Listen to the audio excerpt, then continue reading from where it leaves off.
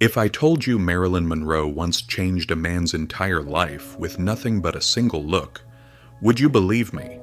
In 1949, a man walked into one of her shows with one goal: to shame her, to insult her, to break her spirit in front of everyone.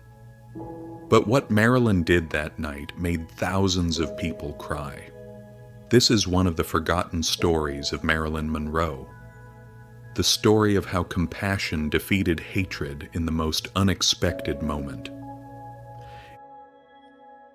It was early in Marilyn's career.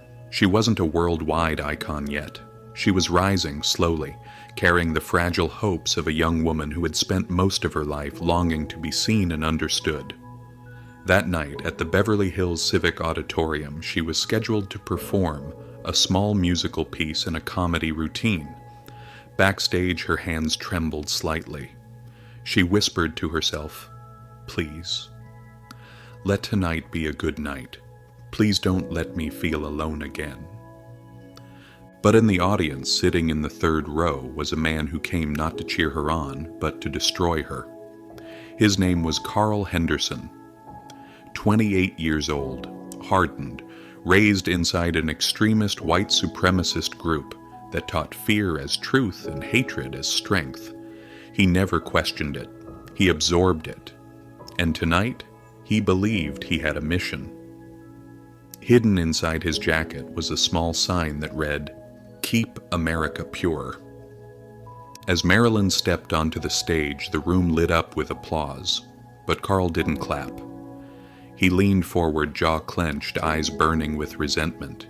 He had rehearsed what he was going to say. He had imagined Marilyn breaking down, crying, running off the stage. He wanted that. He needed that. Because somewhere deep inside him, beneath all the noise and hatred, there lived a frightened child who believed the world was slipping away from him. As Marilyn prepared to begin her song, Carl suddenly stood up. The audience fell silent, confused. Carl raised his voice and shouted, "You're destroying this country! You're poisoning America! You don't deserve to be on this stage!" Gasps rippled through the auditorium. Some people told him to sit down, others called for security, but Carl grew louder, angrier. "You only got famous because of your body. You're a disgrace!" Marilyn froze. Her breath caught in her throat. For a moment she looked so small, so fragile, as if the years of rejection and cruelty had suddenly returned. But then, something changed. She lowered the microphone, stepped off the stage, and began walking toward him. The room went silent. Every pair of eyes followed her. Carl braced himself. He expected anger or fear or humiliation. But Marilyn stopped right in front of him and quietly asked, "Why do you want to hurt me?" The softness of her voice hit him harder than any anger ever could. Carl blinked, thrown off balance. People like you," he muttered, but the words wouldn't form. He had practiced insults, not conversations. Marilyn tilted her head gently. "Carl," she said, using his name even though he'd never told her. "What are you so afraid of?" He flinched. No one had ever asked him that. No one had ever looked past his anger. His chest tightened. Memories flashed. His father shouting.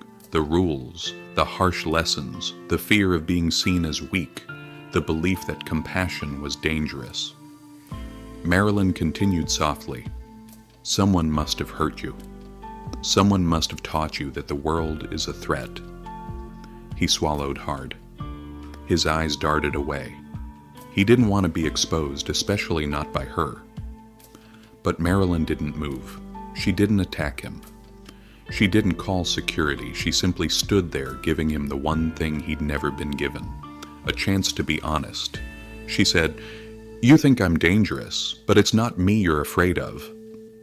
Carl's voice cracked. I don't know what I'm doing," he admitted. I'm just angry. At everything." Marilyn nodded slowly. "Anger is easier than fear. I know that feeling. I've lived with it too. but hurting someone else won't heal what hurt you. For the first time in his life, Carl felt seen, not judged, not attacked, seen. A single tear slid down his cheek. He tried to wipe it away quickly, embarrassed. But Marilyn smiled gently and whispered, "You're human, Carl. That's all." She placed a hand on his shoulder, then walked back to the stage. The entire auditorium held its breath. Marilyn took the microphone again and, without introduction, began singing softly. Her voice wasn't glamorous or flashy, it was intimate, it was vulnerable, it was healing.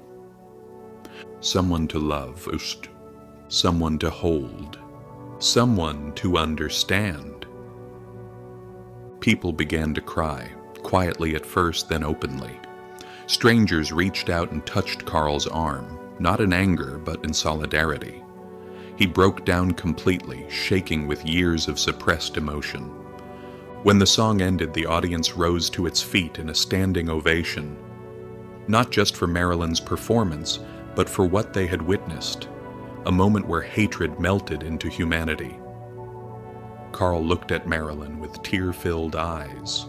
She nodded softly as if saying, "You're forgiven." He left the auditorium that night without touching his hateful sign. He left as a different man, humbled, shaken, but finally aware of the prison he'd been living in. Marilyn didn't just diffuse a violent outburst. She reached into a broken heart and showed it a way out. And that is the power behind the woman the world thought they already knew. Marilyn Monroe was not just beauty, not just fame. She was empathy, courage, and quiet strength. If you want to discover more hidden stories behind Marilyn Monroe, the stories that reveal who she truly was, subscribe to Hidden Marilyn. The truth behind the icon is just beginning to unfold.